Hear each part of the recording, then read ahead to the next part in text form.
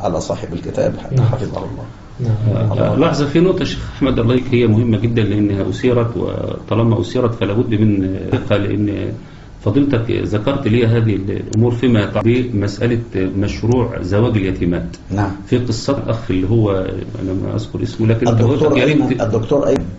نعم. قصة القضية يا شيخ أحمد الله يبارك فيك. الدكتور أيمن سامي حفظه الله قال أنا الذي دعوت الشيخ محمد حسان إلى الإمارات وجعلت حاكم المكان الشارقة أو حاكم الإمارة يرسل سيارته له إلى المطار ليستقبله.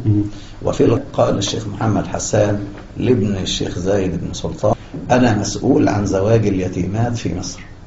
فهو صحيح يا شيخ؟ قال صحيح. قال إذن الاعتماد مفتوح. زواج اليتيمات. وهذا الكلام على مسؤولية الدكتور سامي، وتليفونه معي وأستطيع أن أنا أسمعكم صوته.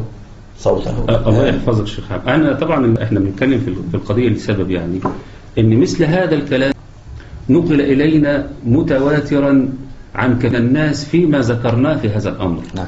واحنا لما ذكرنا الأمور ديت لم نذكر فيها على سبيل ان احنا بنقول للشيخ انت متهم في هذه الأمور.